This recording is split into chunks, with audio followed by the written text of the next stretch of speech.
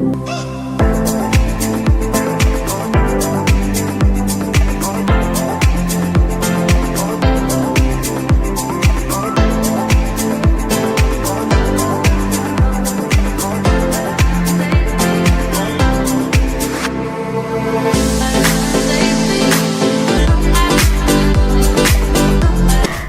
بالدنيا. هذا البرنامج برعاية مركز الدكتور بندوار عدنان محمد، الأخصائي في جراحة الوجه والفم والفكين. المركز مختص بالتجميل وزراعة الأسنان. مركز الدكتور بندوار محمد يقدم كافة الخدمات السنية: تجميل الأسنان، معالجة الأسنان بأحدث الأجهزة والأنظمة، معالجة أسنان الأطفال ضمن المركز تحت التخدير العام، عمليات الزرع بأحدث الأجهزة والتقنيات، عمليات جراحة الوجه والفم والفكين بالأنظمة الحديثة، تبييض الأسنان بالمواد المستوردة والتقنيات الحديثة، أيضا تجميل الأسنان بطرق حديثة وسهلة. ولا ننسى ابتسامة هوليود الشهيرة. مركز الدكتور بندوار عدنان محمد، قامشلو بجانب مشفى الرحمة.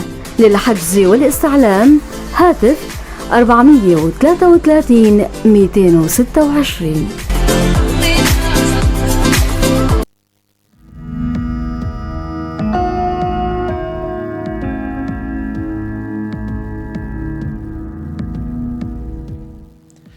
مساء الخير لكل اللي عم يسمعونا، أهلا وسهلا فيكم بحلقة جديدة من برنامج صحتك بالدنيا. معكم أنا من وراء الميكروفون عماد خلف، وضيفتي بالاستوديو الدكتورة شيرين جميل محمد، اختصاصية بالأمراض النسائية.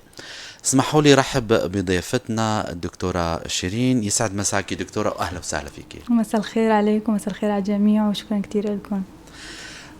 طبعا مستمعينا، مثل ما قلنا انه الدكتورة هي اختصاصها امراض النسائية. اليوم راح يكون موضوعنا مهم جدا، ويلي حابب ينضم لنا فيكم تنضموا عبر الاتصال بالرقم الارضي 429 101، ايضا عبر الواتساب برسالة 093 82 80 81 4، وارقامنا ظاهرة على الشاشة. ايضا فيكم عبر صفحتي الاذاعة راديو بوير وبوير عربي، عبر كومنت اي سؤال يخطر على بالكم على بما يخص موضوعنا اليوم، فينا نجاوب على اسئلتكم. طبعا بشكر زملائي بالكنترول والبث المباشر شيرين وجودي، ورح نبدا لقائنا وموضوع حلقتنا اليوم اللي هو الالتهابات النسائيه، يلي حقيقة ما حدا تطرق له بمنطقتنا بخصوص الموضوع هذا، وما حدا حكي عنه. اليوم رح نحكي عن هالموضوع الهام والمتكرر والمراجعات الأكثر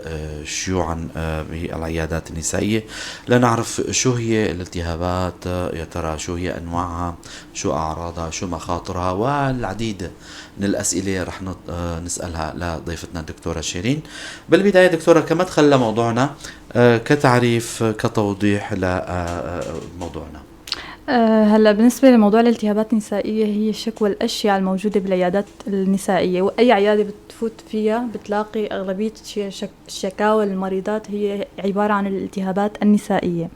هلا الالتهابات النسائية لها كتير أنواع، في التهابات جرثومية، في التهابات فطرية، في التهابات طفيلية، في التهابات فيروسية، في التهابات تحسسية، حسب الشكوى وحسب نحن بنفصل بالقصة المرضية للمريضة، وبنفصل الفحص السريري مهم جدا للمريضة. بقى أغلبية الالتهابات بتكون بصراحة مختلطة، يعني بيجي الالتهاب الفطري مع الالتهاب الجرثومي مع ممكن الالتهاب الطفيلي، فبشكله عنا يعني بتيجي المريضة، خاصة نحن بصراحة مريضاتنا شوي بيهملوا بيطنشوا، بيقولوا بلكي بنتعالج لحالنا بالبيت، فبصير الشكوى مختلطة، بيجوا بعدين بيجوا على العيادة. فهي الالتهابات النسائية موضوع شائع جدا ومهم جدا، وبصراحة بده توعية كتير، لأنه في له اختلاطات خاصة عند الحوامل، عند المريضات اللي حابين يحملوا، عند مريضات العقم، يعني في إلى اختلاطات، في إلى يعني كتير تفرعات يعني كتير، يعني لازم الواحد ينتبه منه كتير. يعني مو خلص صار التهاب بدي اخذ اي شيء دواء التهاب اي شيء بدي اخذ، بلكي عشوائي يعني. ايه استخدام عشوائي للصادات. بتاخذ المريضة الدواء ما بتستفيد، بتاخذ دواء تاني ما بتستفيد، بعدين تراجع الدكتورة. تمام، حلو كتير. طبعا للتوضيح للمستمعين انه موضوع الصادات هو نعنيه هو مصطلح طبي، الصاد الحيوي هو الانتيبيوتيك، هو دواء الالتهاب يعني بين قوسين بالعامية. شكرا كتير على المعلومة الهامة جدا. حقيقة بنعاني نحن هيك شوي وعي صحي، ثقافة صحية. نحن عندنا إهمال جدا سواء كان جميع الفئات العمرية يعني. فالموضوع هذا مهم كتير. نحن بنتناول دائما بمواضيعنا موضوع التوعية. التوعية جدا مهم يعني محور حلقتنا. دكتورة، لو نحكي عن موضوع الأسباب هلا، إذا حكينا عن أنواعها، شو هي الأسباب اللي عم تؤدي لتشكل هالالتهابات؟ تماما. هلا الالتهابات النسائية هي موجودة بجميع الفئات العمرية. يعني ممكن تجي لعندك طفلة صغيرة عمرها 6 سنين تجيبها أما أنه عم تشكي من الالتهابات، ممكن تجي سيدة مو متزوجة، ممكن تجي سيدة متزوجة. هي موجودة بجميع الفئات العمرية، ولكن الأكثر بصراحة شيوعا والأكثر مراجعة للعيادات النسائية هي السيدات المتزوجات، لأنه الزواج يعني العلاقة الجنسية بحد ذاتها بتزيد نسبة الالتهابات النسائية. فأكثر شيوعا هي عند السيدات المتزوجات، ولكن مثل ما قلت لك هي مو حكر على المتزوجات فقط. السيدات بسن الأمل اللي هو سن اليأس كمان بيجوا بشكوى التهابات، بس هي التهاب ضموري بصراحة وليس التهاب جرثومي أو فيروسي أو طفيلي. الأطفال الصغار البنوتات الصغار كمان ممكن يجوا بشكوى التهابات. ممكن الالتهاب البولي يسبب التهاب فرج عند الفتيات الصغيرات. ممكن بصراحة شائعة كمان إدخال جسم أجنبي عند الفتيات الصغيرات بحكم يعني البنت الصغيرة يعني. أيوة، لا مو إنه عدم الوعي، عندهم فضول بنات الطفلات الصغيرات، فممكن يفوتوا أشياء صغيرة جوا المهبل فبسبب التهاب. أيضا الحفوضات، التهاب الجلد الحفاضي تماما عند البنات الصغار ممكن يسبب التهاب تحسسي. تمام، فموجود يعني بكافة الفئات العمرية، ولكن مثل ما قلنا الأشيع هي السيدات المتزوجات. تماما. دكتورة، هلا بنرجع شوي لورا شرحك للموضوع بخصوص الأنواع.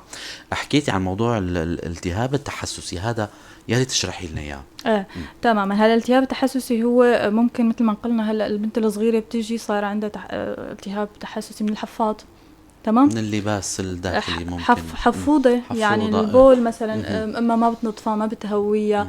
فبهاي الحالة نحن بننصح فقط انه تستخدم فازلين تهوي المنطقة. اذا في التهاب بولي مرافق مثلا نعمل تحليل بول، اذا في تعالجه بشراب، مجرد شراب كافي. اذا كتير يعني هي في عند السيدات يعني بالاعمار سن النشاط التناسلي ممكن يصير كمان التهاب تحسسي. أغلبيته بيصير بصراحة باستخدام المواد المعطرة. نعم، أيضا. الغسولات. في كتير عطورات وغسولات صايرة تجارية بصراحة وبشجع النسوان، فهي ممكن يستعملوها فبيصير مثل التهاب تحسسي، فبيترافق مع حكة مع احمرار. فمجرد ما نوقف استعمال هاي المواد بتروح هي.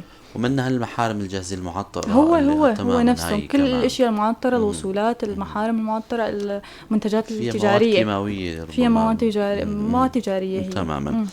دكتورة، الأعراض اللي ممكن إنه تراجع المريضة عندكم بالعيادة، محور كتير مهم ذكرتي إنه ممكن يكون أكثر من عرض أو أكثر من نوع من الالتهاب مشترك يعني.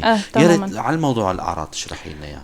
هلا مثل ما قلنا بداية انه ممكن الالتهاب يكون التهاب جرثومي اللي هو في جرثوم اسمه الHPV، التهاب المهبل الجرثومي نحن بنسميه. هلا خلينا بداية نشرح الفيزيولوجيا الطبيعية عند المرأة. معلش خلينا نشرح شوي انه المهبل كيف بدافع عن نفسه. المهبل بصراحة هو بذات نفسه بدافع عن نفسه. حموضة المهبل هي بحد ذاتها افضل شيء للدفاع عن المهبل. تمام، في شيء اسمه عصيات لبنية. تمام، العصيات اللبنية مثل حمض اللبن بتطرح فبتقضي تعمل حالة توازن بين الجراثيم هي جراثيم نسميها مفيدة. عصيات لبنية. تمام. هاي بتدافع عن المهبل، فما بتخلي العوامل الممرضة تأثر على المرأة. رد فعل طبيعي يعني طبيعي، هذا اسمه توازن. توازن نحن خلينا بحالة توازن. المرأة الطبيعية اللي ما عندها التهابات في عندها توازن بين الجراثيم المفيدة والضارة. في عند المرأة المهبل فيه جراثيم ضارة وفي جراثيم مفيدة. الجراثيم المفيدة هي أكثر دفاعا، فهي اللي بتدافع. بحالة عدم التوازن بصير خلل بالتوازن، بتقل حموضة المهبل، بصير وسط المهبل وسط قلوي.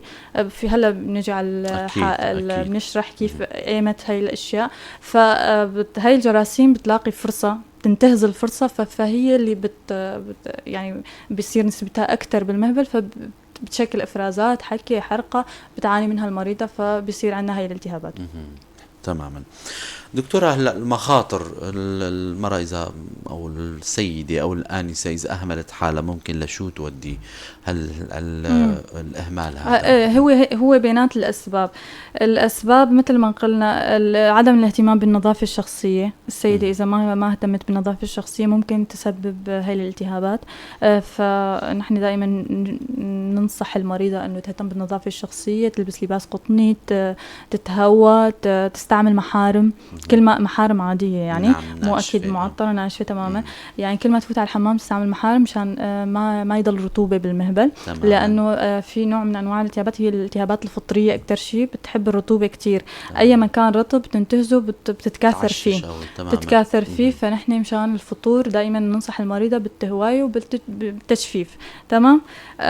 في مثل ما قلنا أنه ننصح المريضات ما يستعملوا غسولات بشكل متكرر. ممكن الغسول تستعمليه مثلا مرة بالأسبوع، ممكن تستعمليه وأنت صاير عندك التهاب فترة كم يوم فقط لا غير، لأنه بيقضي على الجراثيم المفيدة. هي الغسولات بتقضي على الجراثيم المفيدة، فبتزيد نسبة عدم التوازن بالمهبل، فبتسبب هالالتهاب أو بتسبب تحسس للمريضة. هلأ مثل ما قلنا أنه التهاب المهبل الجرثومي اللي هو أشيع شكوى بالعيادات، مثل ما قلنا في جرثومي وفي طفيلي وفي فيروسي وفي فطري. الجرثومي بصراحة هو الأشيع، يعني هو الأكثر تواجدا. هذا مجرد أنه المريضة يعني بتشكي، يعني هلا إذا فتنا بالأعراض بتشكي المريضة إنه من أكتر شيء من مفرزات، خاصة بعد الجماع. الشيء اللي بيميزها هي مفرزات ذات رائحة كريهة بعد الجماع. فنحن هون بنعطيه بس نوع واحد من الحب الالتهاب هو الفلاجيل، فبنقضي عليه. تمام. أو ممكن جيل مهبلي أو ممكن تحاميل مهبلية. تمام. أما الأنواع الثانية الفطرية مثل ما قلنا إنه أكتر شيء وأهم شيء إنه السيدة نمنعها من التدخين. إذا كانت مريضة سكرية ننصحها بمراجعة طبيب الغدد مشان ضبط السكر.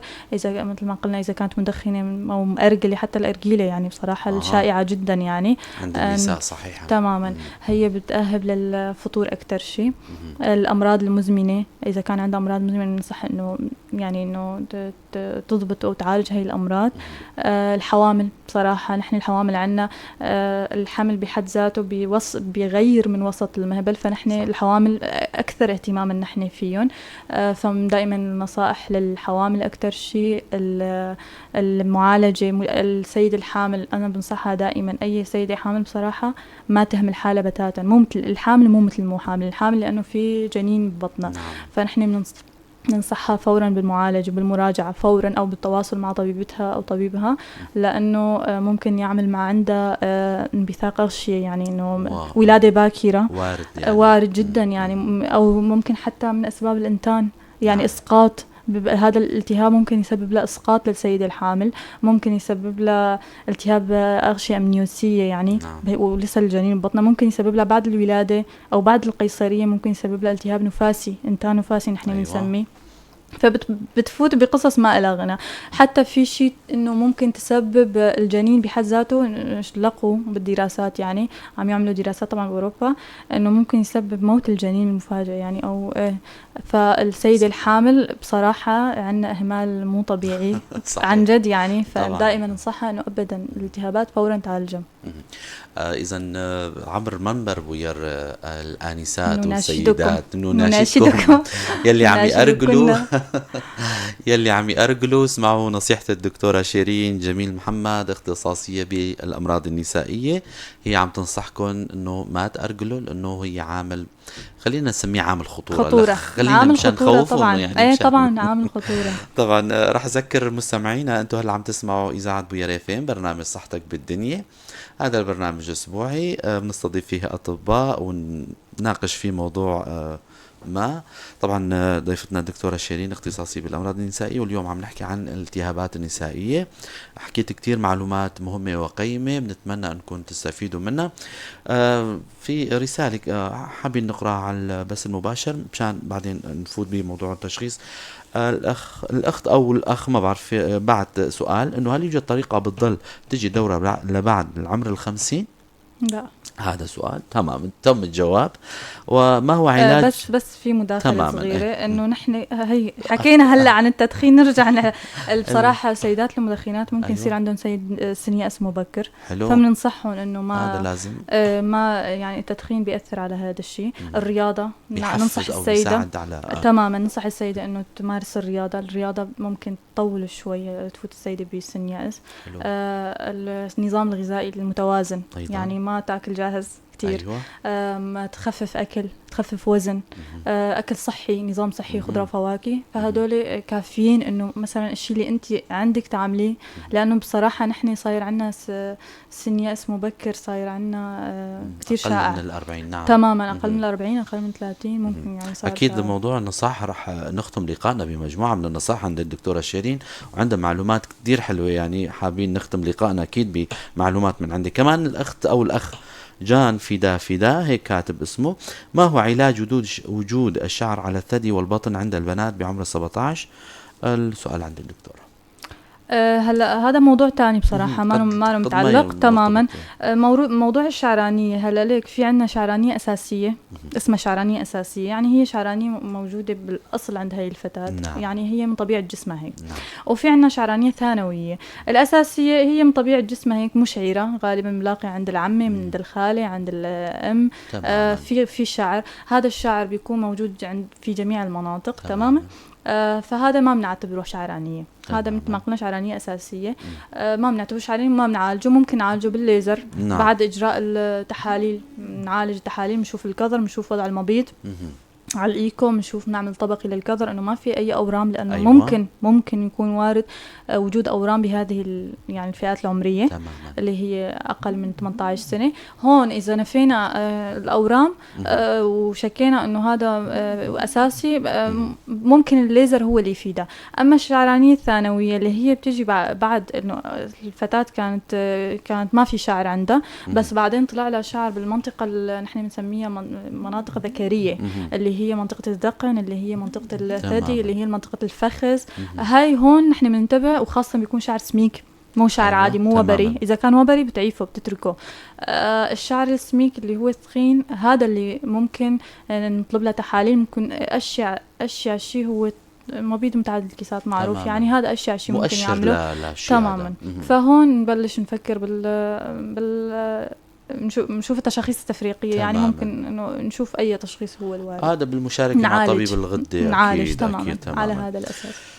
طبعا مشكورة كثير على الملاحظات والمعلومات الجدا مهمة والحلوة. دكتورة، موضوع التشخيص كيف بيكون عندكم كطبيبة نسائية، سواء كانت على القصة المرضية، إجراء تحاليل إيكو أو الإجراءات، كيف بتشخصوا النوع الفلاني؟ إيه تمام.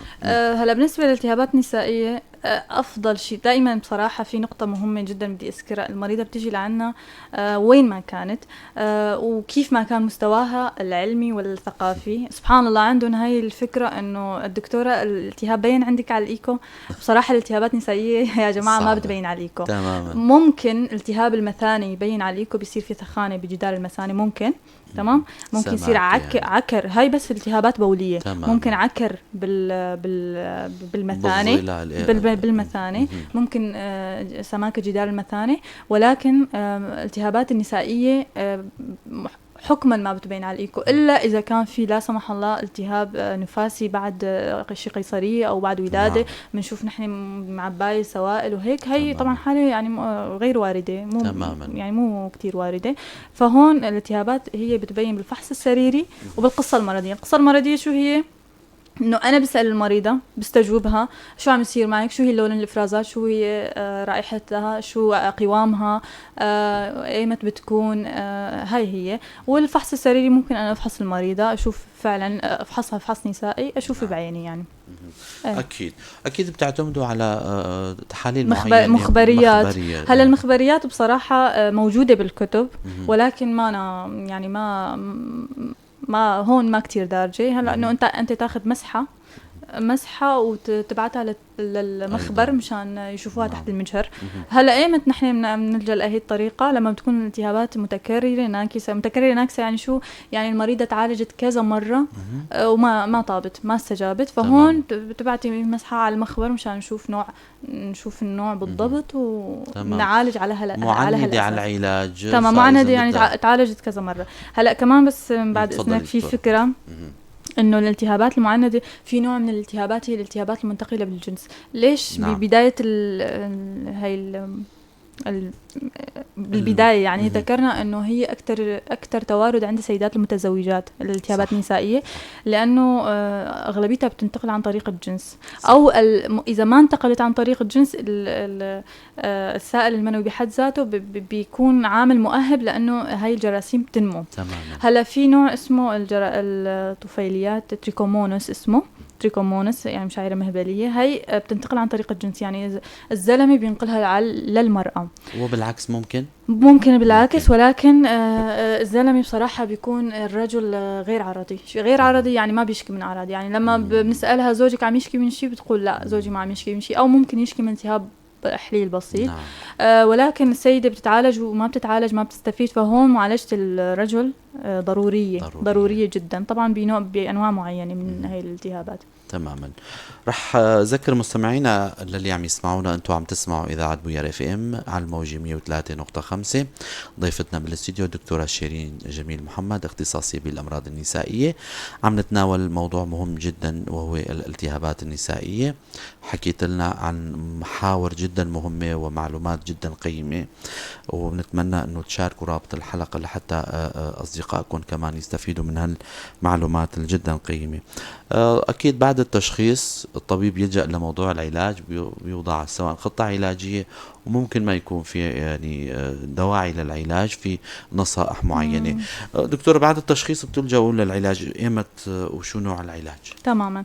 هلا مثل ما قلنا أهم شيء إنه نشخص مزبوط، لأنه كل التهاب له طريقة علاج معينة. مش نعالج بشكل عشوائي، لهيك بنصح السيدات فورا إنه يتابعوا عند الدكتور. هلا طريقة العلاج كل الالتهاب له طريقة علاج معينة. هلا الالتهاب الفطري أكيد بده مضاد فطور. الالتهاب الفطري السيدة بتشكي أكتر شيء من حكة، أكتر شيء شكوى هي الحكة، أو هيك مثل بينزل منها قطع هيك نحن بنسميها متجبنة، يعني مثل قطع الجبن بيضة، حكة كتير قوية، ممكن حرقة بالبول، حتى بصير عندها حتى التهاب إحليل. فهون مضاد فطري. في مضادات الفطور يعني موجودة وبكثرة، في منها حبوب فموية، في منها تحاميل، فهون نلجأ لهي الطريقة. إذا كان التهاب مهبل جرثومي، هون مجرد الفلاجيل بحد ذاته، مجرد ما نعطي حب فلاجيل أو تحاميل فلاجيل أو جيل فلاجيل، مترونيدازول اسمه العلمي، هون بيكون كافي للقضاء على هاي الجراثيم. دائما تعديل الوسط اللي هو قلنا، لأنه صار عدم توازن بالوسط. تعديل الوسط اللي هو مبعد عن الغسولات ومبعد عن الصوابين. بصراحة في سيدات كتير بيجوا يعني من كم يوم حكت معي مريضة قال إنه صار عندها التهاب، راحت غسلت بالصابون وزاد عليها. شيء طبيعي انه ما يعني ممنوع تستعملي صابون، مادة قلوية مثل السائل المنوي، ممنوع تستعملي صوابين للمنطقة التناسلية. صابون الشامبو هدول ممنوعين، بيزيدوا من نسبة الالتهابات. فنحن هون بنفحصها مثل ما قلنا، اذا كان جرثومي بنعالج على اساس انه الفلاجيل، اذا كان فطري بنعالج، اذا كان طفيلي هو تريكومونوس كمان. الطفيلي بسبب حكة، حرقة، إفرازات يعني خضراء ذات رائحة كريهة. تمام. فهون بنعالج يعني كمان بالفلاجيل بالتحاميل النسائية بصراحة تحاميل كافية ووافية يعني. أغلبية الالتهابات مثل ما قلنا بتكون مختلطة، بيكون جاي التهاب فطري مع التهاب جرثومي مع التهاب طفيلي. فهي التحاميل هي عبارة عن مركبات موجودة فيها مضادات الفطور مضادات الجراثيم، فبتقضي على العوامل الممرضة كلها. إذا كان تحسسي من مثل ما قلت ما في داعي للعلاجات، بنعطيها بس نتجنب السوائل. كريم ممكن مغاطس المي والملح أو التغسيل بالمي والملح كافي. الماء العادي هو الكافي فقط، يعني ما في داعي هاي الأشياء الثانية. الماء العادي كافي ووافي. وتجنب العوامل الممرضة. العوامل الممرضة دائما إنه تتغسل المريضة بعد الجماع دائما، إنه ما يضل سائل جوا يعني. لأنه هذا بيأهب للالتهابات مثل ما قلنا. التدخين مثل ما قلنا إذا كمان نرجع نعيد. أكيد لابد. السيدة البدينة يفضل إنه تخفف وزن، تخفيف من السكريات. السكريات بحد ذاتها ممكن تكون عامل مؤهب يعني للفطور. أكيد. هلأ رح نختم أكيد للقائنا بموضوع لكن الأخت حسينة علي كاتبة على بس المباشر، يا ريت توضحي سؤالك أكثر قبل ما ننهي لقائنا لحتى تلحقي السؤال توضيحه. مشان حليب بالصدر شو علاجه؟ يا ريت توضحي. ما له دخل بموضوع الحلقة. حليب بالصدر بدك تشوف انه هل المريضة اول شيء بدنا نستجوبها هل عم تاخذ ادوية. في بعض الادوية النفسية مضادات الاكتئاب، الأدوية العصبية. واضح جدا يعني، بس ما له علاقة بالالتهابات، ما له علاقة بموضوع الحلقة. الحليب اللي بالصدر لازم أول شيء نتأكد إنه السيدة ما عم رضعت لساتها مرحلة الفطام جديد. إذا عم تاخذ أدوية، في كتير أدوية لها التأثير الجانبي لها هي ثر الحليب نحن بنسميه. أيوة. في أدوية نفسية، في أدوية كولون، أدوية الكولون في الدماتيل اللي نحن عم نعطيه للمرضعات، للدومبيريدون مضاد الإقياء. التأثير الجانبي له هو ثر الحليب. فنحن مثلا عن القصة الدوائية، إذا كانت عم تستعمل دواء بدنا نوقفه، مثلا دواء بيأثر. إذا كان مترافق هذا ثر الحليب مع صداع مع غباشة بالعين، ممكن نحن نستقصيها عصبيا. يعني شلون يعني بعد عن طبيب عصبية يفحصها يطلب لها طبقي، ممكن واردة جدا انه ممكن تكون كتلة نخامية، الغدة النخامية واردة وشائعة بصراحة. هي اللي بتسبب ثر الحليب. نطلب لها تحليل برولاكتين يعني موجود وشائع، يعني فينا نطلب له. في شيء تاني انه الدرق، الغدة الدرقية والبرولاكتين كتير مترافقين. فنحن بدنا ننفي انه ما عنده قصور درق تمام. هاي هي خطة العلاج. اذا نفينا كل هالاشياء ممكن نعطيها كابرغولين اول شيء نبلش فيه، لانه هو الارخص والتأثيرات الجانبية أقل. إذا ما استجابت على دفعتين ممكن بروموكريبتين نعطيها. طبعا نزيد الجرعة شوي شوي. تمام. بنوجه تحية لجميع اللي عم يسمعونا وعلي مشاهدونا أيضا بيبعتوا رسائل. تحية كبيرة لكم.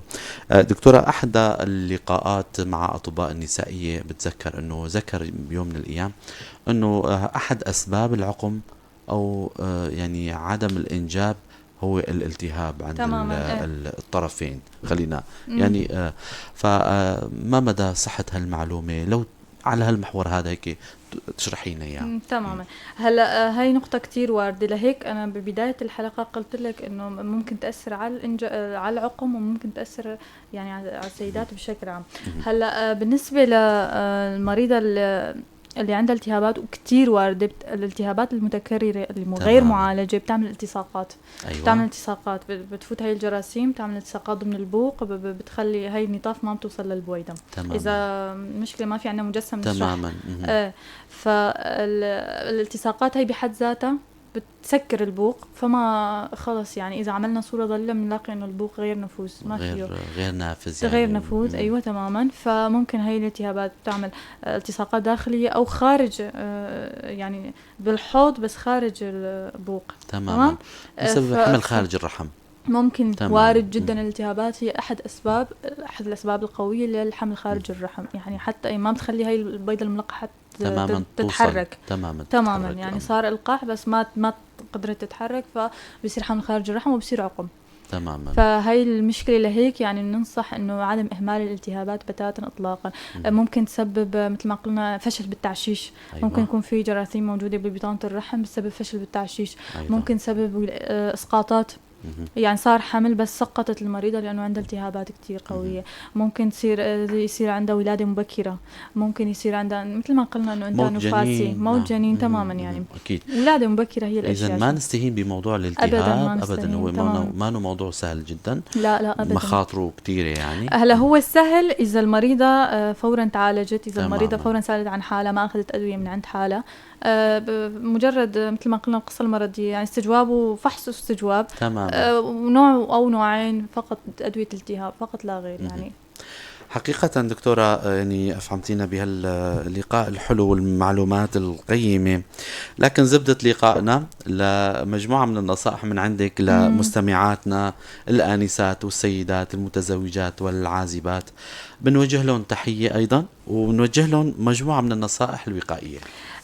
هلا النصائح الوقائية يمكن في كتير اشياء ما حكينا عنها، بس بدي هيك نوه دقيقتين ثلاثة. هلا الفحص النسائي بصراحة ضروري جدا بالعيادة النسائية. الدوري غير الدوري، المريضة بصراحة في بعض المريضات بينظلموا كمان. المريضة بيكون عندها التهاب فظيع بعنق الرحم، ما بتنفحص نسائي من قبل المريضة الدكتورة. نعم. فالفحص إذا خاصة إذا الالتهاب تكرر أو نكس، هون معالجة الزوج ضرورية، والفحص النسائي للمريضة كتير ضرورية. ممكن في مثل ما قلنا بالبداية إنه هاي الأمراض المنتقلة بالجنس، البنيات والكلاميديا كتير شائعين بصراحة بمنطقتنا. هي هون بتشكي المريضة من التهابات، من مفرزات كتيرة موجودة أكتر شيء على العنق لما نحن نفحص نسائي. هلا ممكن المريضة تروح على العيادة مجرد بس الدكتورة تعطيها دواء وخاصين. لا، في كتير من الأحيان المريضة بصراحة بدها فحص من قبل الدكتورة، فحص نسائي، يعني جدا يكون نظامي. يعني. أيوة تماما، يكون نظامي مشان ما تنظلم المريضة كمان. ممكن أحيانا يروح عن بال الدكتور أو هيك. مثل ما قلنا في أمراض منتقلة بالجنس يجب معالجة الشريكين. تماما، إنه أمراض البنيات والكلاميديا والتريكوموناس هدول بينتقلوا أكتر شيء عن طريق الجنس. هدوليك التانيين الجنس بيزيد من إنه يعني تكاثر الفطور أو الجراثيم، يعني مو منتقلة بالجنس ولكن بيزيد منهم. النصائح هي عدم الإهمال أبدا، الفحص الدوري، ما تاخذ المريضة بتاتا أدوية من عندها. هلا الفطور بصراحة لاحظنا إنه الفطور، وفي دراسات كتير يعني دراسات مثبتة إنه الاستعمال العشوائي للأنتيبيوتيك لأدوية الالتهاب، اللي مثلا مريضة تروح بدي أزيترو والله بالعمي يوجعني، أو الصيدلاني أو المتصيدل هو اللي يعطيها، هون بيصير عندها فطور نتيجة هي الاستعمال العشوائي لهي الصادات. أيوة. فهون أبدا بالعكس، يعني نحن زدنا الطين بلة. تمام، فنحن نتجنب استعمال عشوائي لهي الأدوية رجاء ثم رجاء، يعني عن جد يعني حرام. تماما. ألف شكر لك دكتورة شيرين على المعلومات القيمة واللقاء الجميل. تسلم يا رب، شكرا لكم. شكرا لحسن متابعتكم أيضا مستمعينا ومتابعينا. كانت ضيفتنا هي الدكتورة شيرين جميل محمد، اختصاصية بالأمراض النسائية. بشكر زملائي بالكنترول والبث المباشر، على أمل نلقاكم الأسبوع القادم ضيف جديد وحلقة جديدة.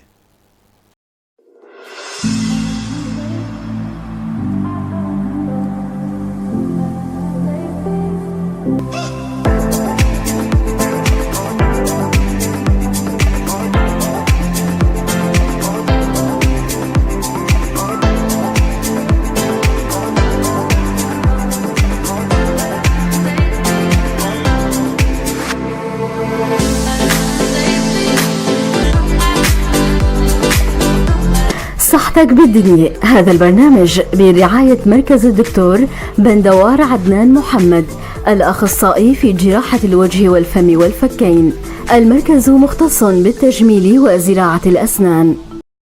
مركز الدكتور بندوار محمد يقدم كافة الخدمات السنية: تجميل الأسنان، معالجة الأسنان بأحدث الأجهزة والأنظمة، معالجة أسنان الأطفال ضمن المركز تحت التخدير العام، عمليات الزرع بأحدث الأجهزة والتقنيات، عمليات جراحة الوجه والفم والفكين بالأنظمة الحديثة، تبييض الأسنان بالمواد المستوردة والتقنيات الحديثة، أيضا تجميل الأسنان بطرق حديثة وسهلة، ولا ننسى ابتسامة هوليود الشهيرة. مركز الدكتور بندوار عدنان محمد قامشلو بجانب مشفى الرحمة. للحجز والاستعلام هاتف 433 226.